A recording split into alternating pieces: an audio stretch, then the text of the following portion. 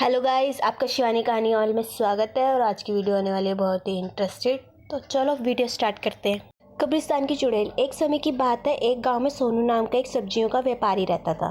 वह अपने खेत में सब्जियां लगाता था, पर दिक्कत यह थी कि उसका खेत कब्रिस्तान के पास था। गांव में खबर थी कि एक चुड़ैल जिसके काले लंबे और आंखें लाल थी, रोज रात को अपने कब्र से निकलकर भटकती है। सोनू गांव वालों को कहता है कि कभी कभी तो मुझे भी सब्जियां तोड़ने में डर लगता है। और इस तरह सोनू रोज सुबह सुबह सब्जियां तोड़ता और पूरे गांव में बेचता, और इस तरह वह अपनी ज़िंदगी का गुजारा करता था।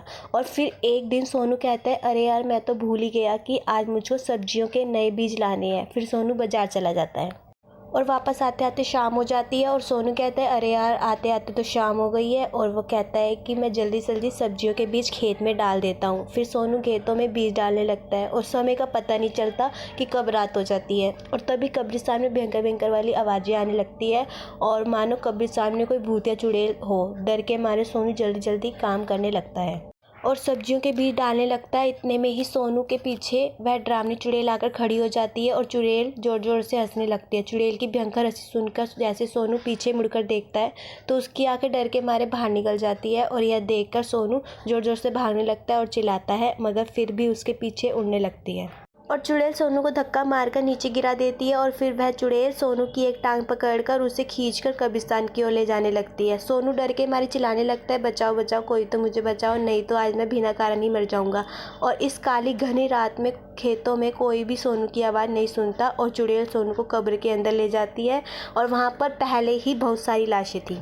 वही दूसरी ओर सोनू के देर रात घर ना आने पर उसका पड़ोसी सोचता है कि इतनी देर कैसे लगी आज सोनू को घर आने में। और मैं सोचता हूँ कि ज़रूर सोनू किसी मुसीबत में है। और यह सोचता है कि सोनू कहीं उसे घने बालों वाली चुड़ैल के हाथ में तो नहीं लग गया। यह सोचकर सोनू का पड़ोसी कुछ गाँव वालों को साथ लेकर सोनू को तलाशने लगते हैं। और सभी गाँव वाले बातें करते हैं कि चुड़ैल बहुत पुरानी और ताकतवर है, वह हम सबको कच्चा खा जाएगी। फिर गांव वाले हौसला करके कहते हैं कि हमें अपने पड़ोसी सोनू की मदद करनी चाहिए। फिर एक आदमी बोलता है कि मैं एक सिद्ध बड़ा बाबा को जानता हूं, जो कि ऐसे बहुत सारी चुड़ैलों को ठिकाने लगा चुके हैं। फिर सभी गांव वाले उस बाबा के पास जाते हैं और हमारे सोनू की जान बचाने की मदद करें। और दूसरी तरफ कब्रिस्तान में वह चुड़ैल अपनी कब्र के अंदर सोनू को खाने की तैयारी कर रही होती है।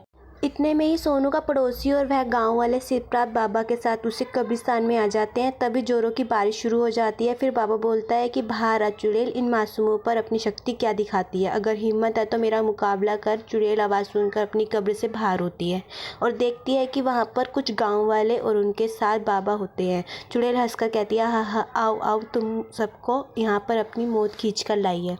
फिर वह चुड़ैल उन गांव वालों और बाबा पर हमला करने के लिए आगे बढ़ती है। तभी मौका देखकर सोनू का पड़ोसी उस चुड़ैल की कब्र में घुस जाता है और सोनू को सही सलामत देखता है। और यह देखकर सोनू बहुत खुश होता है और अपने पड़ोसी का धन्यवाद करता है। फिर सोनू और उसका पड़ोसी उस कब्र से बाहर निकल आते हैं और दूसरी तरफ उस चुड़ैल और बाबा की लड़ाई हो रही होती है। इससे पहले वह चुड़ैल अपनी पूरी शक्तियों का प्रयोग करती। इससे पहले ही सिद्धप्राप्त बाबा ने अपने मंत्र मारकर उस चुड़ैल को वहीं पर ही मिट्टी का पुतला बना दिया। और यह नज़ारा देखकर भी गांव वाले बाबा की जय जयकार करने लगते हैं। और इतने में ही सोनू और उसका पड़ोसी गांव वालों के पास आ जाते हैं। इस कहानी से हमें पता चलता है कि बुराई कितनी भी ताकतवर हो तो अंत ईश्वर की शक्ति के सामने वह कुछ नहीं है। हमेशा ही बुराई का अंत होता है। गाइस, मेरी वीडियो कैसी लगी? अगर अच्छी लगी है तो लाइक, कमेंट, शेयर और सब्सक्राइब जरूर करें। Bye bye guys.